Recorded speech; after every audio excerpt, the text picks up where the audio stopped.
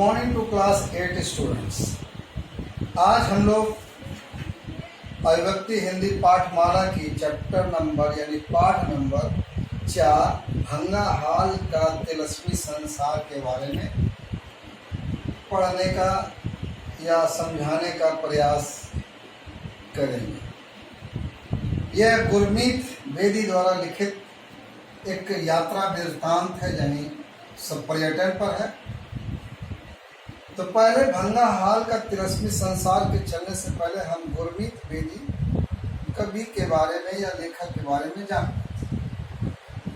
गुरमीत बेदी का जन्म 21 सितंबर 1963 के शाहबाद मारकंडा हरियाणा में जन्म हुआ था।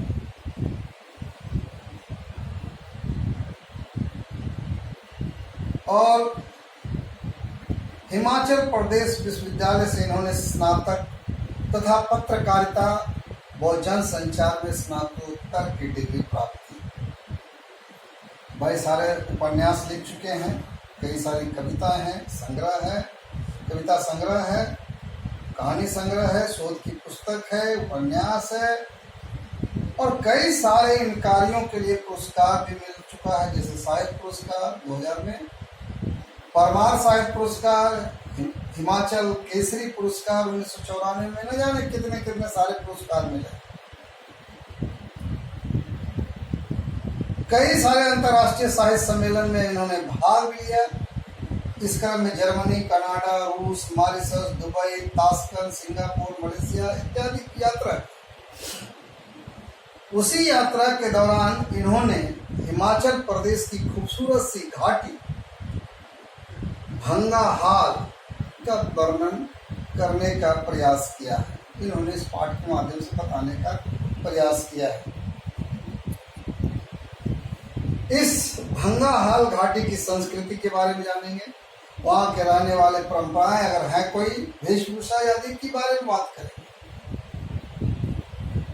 इसके अलावा वहाँ पर किस चीज की खेतियां होती है, क्या वहाँ कला प्रेम है, कैसे जगह है, इसके बारे में उन्होंने यह वर्णन करने का प्रयास किया है या वर्णन किया है। तो चले पाठ की ओर। हिमाचल की सबसे खूबसूरत घाटी कौन सी है और किस घाटी को रोमांच प्रेमियों के स्वर का खिताब दिया जा सकता है, ये सवाल है। कहने करते हिमाचल की सबसे खूबसूरत घाटी कौन सी है, सवाल। किस घाटी को रोमांच प्रेमियों के स्वर का खिताब दिया जा सकता है, सवाल। अगर यह सवाल रोमांच प्रेमी घुमक्कड़ से पूछा जाए तो यकीनन यही कहेंगे भंगा हाल घाटी का नाम ही मिलेगा, यानी उत्तर में भंगा हाल घाटी। कहते ही एक तिलस्मी लोक है जहां बर्फीले रुपहले शिखरों की गोद में हरियाली से पूर्ण घाटियां नजर आती हैं।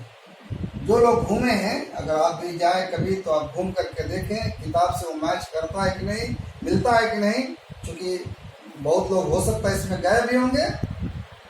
संपूर्ण घाटियों के सीने पर सीढ़ी नुमा खेतों की लंबी कतारें। सीढ़ी नुमा खेतों की लंबी कतारें का अर्थ होता है पहाड़ी इलाका जहाँ पर खेती करना संभव नहीं है, तो पहाड़ों को सीढ़ी का रूप देकर काट काट करके उस पर खेती करना, ऐसा बहुत जगह में होते हैं।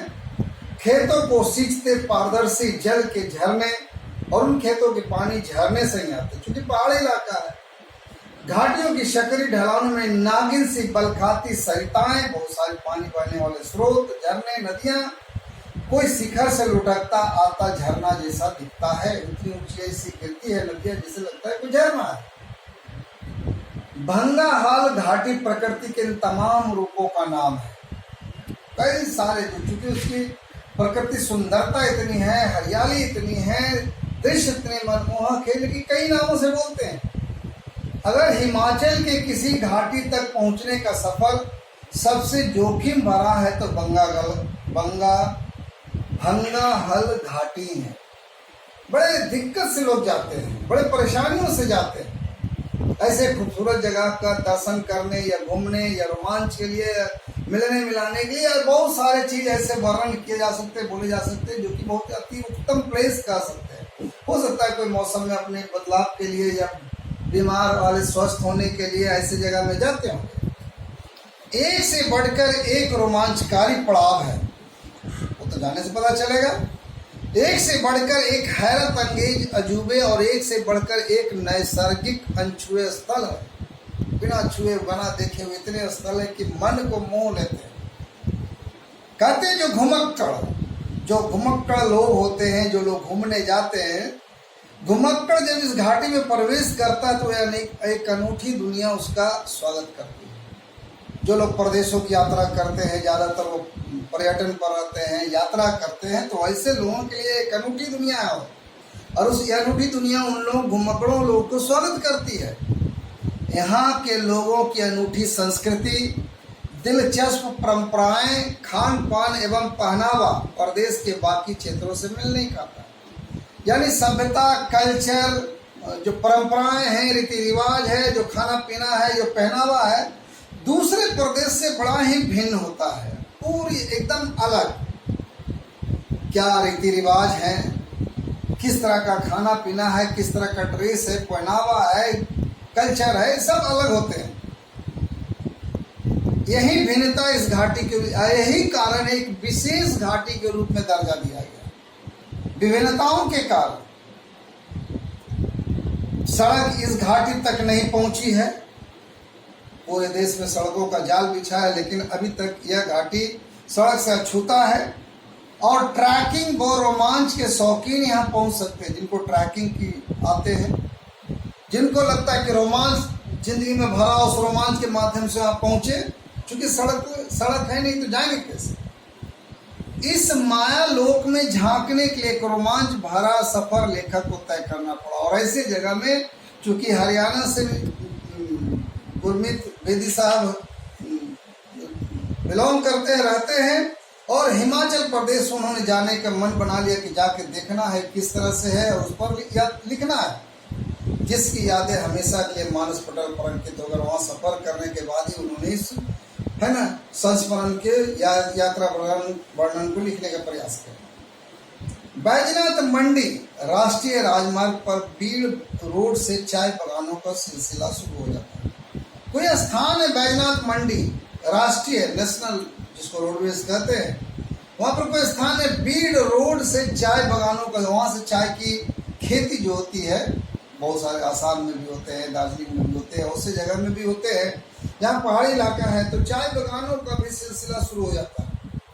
सड़क के दोनों किनारों पर चाय बागानों में पत्तियां तोड़ती महिलाओं के गीतों के बोल पल भर के लिए ठिठकने को विवश करते। और उस लेखक ने यह भी देखा कि जो महिलाएं चाय के बागान में चाय की पत्तियां तोड़ रही और साथ में गीत भी गा रही है, लेखक के पग अपने आप रुक गए, कदम अपने आप रुक गए, सुनने के लिए, देखने के लिए, उस माहौल को दिमाग में डालने के लिए कि मैं इसके लिख सकूं।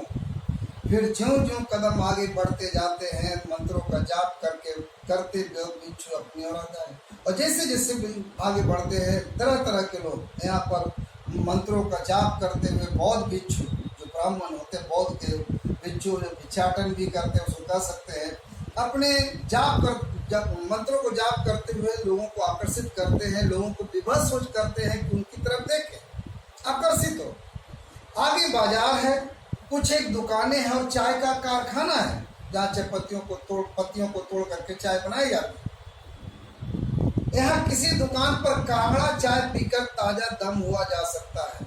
शायद उस जगह में कांगड़ा चाय के नाम से प्रसिद्ध होगा, कहते हैं वहाँ पी करके तरोताजा हो जाते हैं, ऐसे लगता है कि उस चाय में कुछ न कुछ है।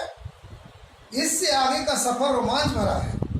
घने जंगलों का सिलसिला शुरू हो जाता है। इतना पार होने जाने के बाद सर्पीली बलखाती सड़क निरंतर पहाड़ के बच पर रहती हुई प्रतीत होती है, जैसे लग रहा है कोई सांप चल रहा हो।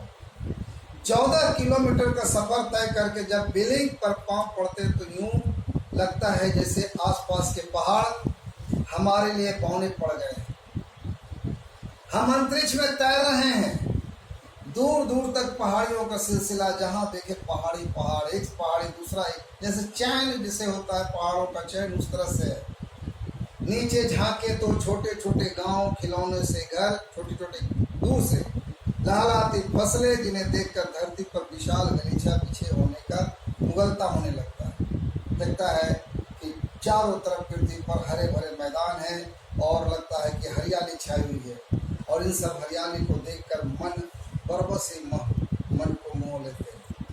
पर्वत श्रृंखलाओं पर अटखेलियां करते बादल, जितने सारे पहाड़ एक दूसरे से जुटे हुए लगते हैं, उनके ऊपर जो बादल विचरण करते हैं, जैसे लगता है बादल प्रकृति के विभिन्न रूपों से रूबरू करवाते हैं, परिचय करवाते हैं।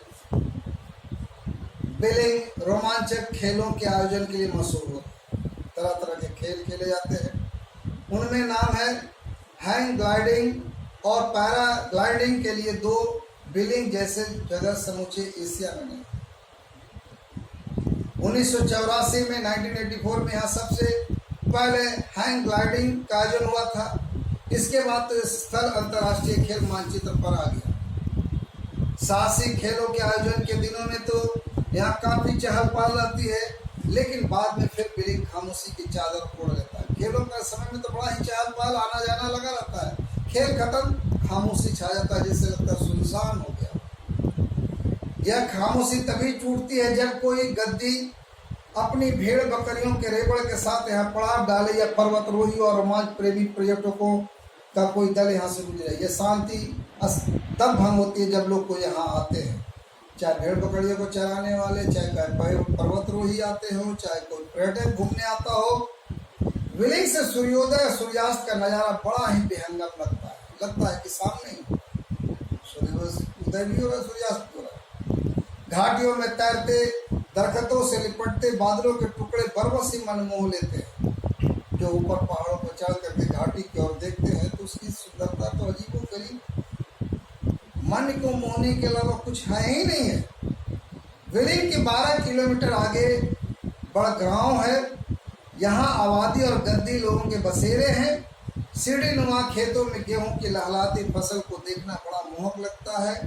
अपनी ही दुनिया में सिमटे यहाँ के लोगों को सैलानियों के साथ बहुत अच्छा लगता है। राजगुंदा और कुक्कड़गुंदा इस घाटी के रमणीय स्थल है, बड़े अच्छे हैं। ओल नदी के किनारे बसा कुक्कड़गुंदा गांव कांगड़ा जिले के दुर्गम भंगाहाल इलाके के आखिरी गांव है। समुद्र तल से करीब 3000 मीटर की ऊंचाई पर बसे इस गांव में प्रकृति ने दिल खोलकर अपना नैसर्गिक सौंदर्य लुटाया। कहते हैं राजगुंदा और कुक्कड़गुंदा इस घाटी के बड़े रमणीय स्थल है। ओहुल नदी के किनारे बसा कुक्कड़गुंदा गांव कांगड़ा जिले के दुर्गम भंगाहाल इलाके के आखिरी गांव, भंगाहाल का आखिरी गांव है। यह समुद्र तल से करीब 3000 मीटर की ऊंचाई पर बसा हुआ है, और यहाँ पर लगता है प्रकृति ने दिल खोल करके अपनी सुंदरता को यहाँ पर पसारा है। चारों तरफ तोस, देवदार और कैल के गगनचुंबी पेड़ अद्भुत नजारा प्रस्तुत करते हैं। चारों तरफ बड़े बड़े पेड़ हैं। गांव में 15-16 घर है और सभी दबड़ा नुमा है। सर्दियों में यह गांव कई कई फुट मोटी बर्फ की चादर से ढक जाता है, और गांव के बसिंदे सर्दियाँ आते ही यहाँ से पलायन कर छोड़कर चले जाते हैं और जाकर के बैजनाथ उपमंडल के गद्दी बहुत इलाकों में जाकर फंस जाते हैं, क्योंकि सर्दियों में बर्फ से इनकी झोपड़ियाँ ढक जाती हैं। गर्मियों जैसे शुरू होती है, दस्तक देते हैं, फिर वापस से लोग चले जाते हैं। गांव में फिर आबाद हो उठता है। कुक्कड़गुमा 7 किलोमीटर आगे है। उसके आगे पलाचक है। यह भी वुहल नदी के किनारे बसा है। यहाँ लकड़ी से निर्मित वन विभाग का विश्राम गृह है, जहाँ कहते रेस्ट रूम होते हैं, और वनों में तो विशेषकर लकड़ियों के घर बनाए जाते हैं अधिकारियों के लिए या लोग पर्यटक के लिए रहने के लिए। यही हमने रात काटी, एक रोमांच भरी रात तेज तूफान में यूं लगता था जैसे हवा इस विश्राम गृह को तो उड़ा कर ले जाएगी, या फिर लकड़ी का सरतीर हम पड़ा गिर। हवा इतनी तेज थी, इतनी ज्यादा साफ सुथरी होती है, तो डर रहा, लेखक को डर लगने लगा कहीं हवा के कारण ये विश्राम कर उड़ के ना चला जाए, या उसके डंडे बम्बू सब नीचे ना गिर जाए। गर्मियों के मौसम में ठिठुरते हैं। सुबह सब शांत था। मन बयार चल रही थी, हवा चल रही थी। पर्वतियों पंछियों की चहचहाट वातावरण में मधुर रस घुल रही थी। नाश्ता लेकर हमने आगे कूच किया। वृक्षों का कफिला हमारे साथ था। चारों तरफ जंगल ही जंगल, जिधर जाए पेड़ ही पौधे, इसलिए कहा कि वृक्षों का कफिला साथ था। कहीं रुकने का नाम नहीं ले रहा था, हमेशा लग रहा था पेड़ हमारे साथ साथ दौड़ लगा रहे। सफर रोमांच से भरा था। नीचे ऊल नदी और उस पर जमी हुई करीब 10 फुट बर्फ की तरह, यानी कुल मिलाकर प्रकृति का नजारा बिल्कुल अद्भुत ही था, मन को मोह लेने वाला था। मढ़ी तक 8 से 10 किलोमीटर का सफर नदी पर जमी बर्फ पर चलते हुए तय किया।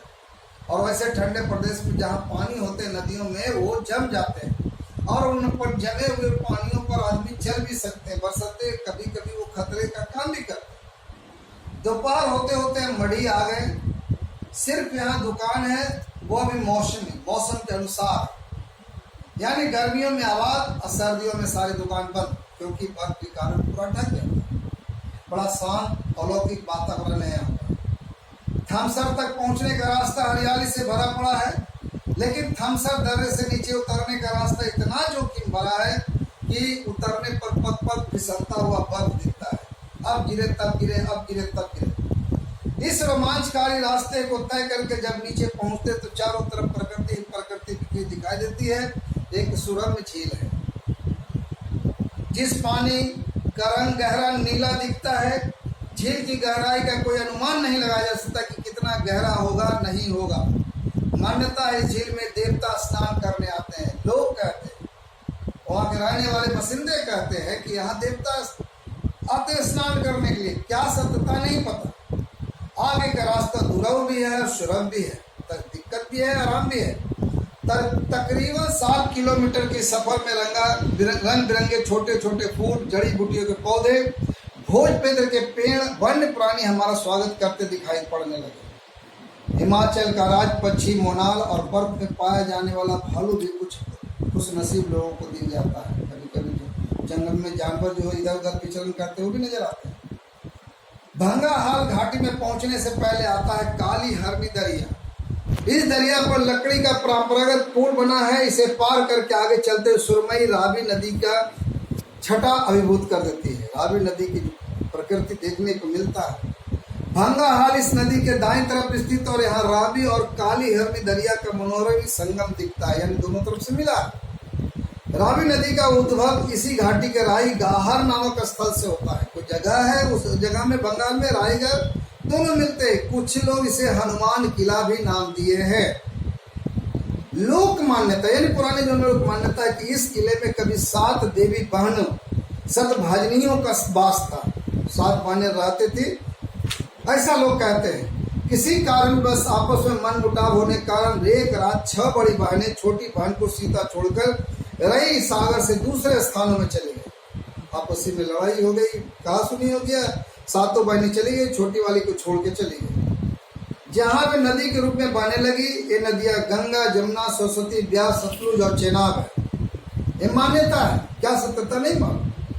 सुबह जब छोटी बहन की नींद खुली तो स्वयं को अकेला पाकर रोने लगी। उसके नेत्रे से इतना अशुभ है कि नदी का रूप धारण कर लिया और स्वयं रावी नदी बन गई। भंगाहाल के लोग सतभाजनी की देवियों के रूप में इसे पूजते हैं। भंगाहाल जिला कांगड़ा का आखिरी गांव है, जिसके एक तरफ लाहौल स्पीति, दूसरी तरफ कुल्ली, तीसरी तरफ चंबा की सीमाएं इस तरह से घिरी हुई है। भंगाहाल की आबादी 500 के आसपास है, ज्यादा लोग नहीं है। लकड़ी से निर्मित अधिकांश घर 2 मंजिला है। नीचे भेड़ बकरियां, ऊपर लोग रहते हैं। देवदार के सहतीरों पर कई गई नक्काशी देखते ही बनता है। वहाँ के लोगों ने जो कलाकारी किया है वो काफी प्रशंसनीय है। पत्थरों और लकड़ियों के सहतीरों को डालकर बनाए गए इन घरों की छतें ढालनादार होता है, ताकि जब बर्फ गिरे तो वो टिक न सके, नीचे गिर जाए। सर्दियों में जब बाहरी दुनिया से भंगाहाल का संपर्क कट जाता है तो यहाँ के लोग अपेक्षाकृत मैदानी घाटियों की तरफ पलायन नहीं करते हैं, बल्कि यही अपनी दुनिया में मौज मनाते हैं। नाच गानों को दौड़ के से माहौल को जीवित रखते हैं। ये यात्रा वृत्तांत गुरमीत वेदी का। आप इसे कई बार पढ़ लेंगे, समझेंगे। दूसरे दिन आपको इसके दिए कार्य को करना है। तब तक इतना ही। Thank you very much. Stay home, stay safe corona virus से। Thank you.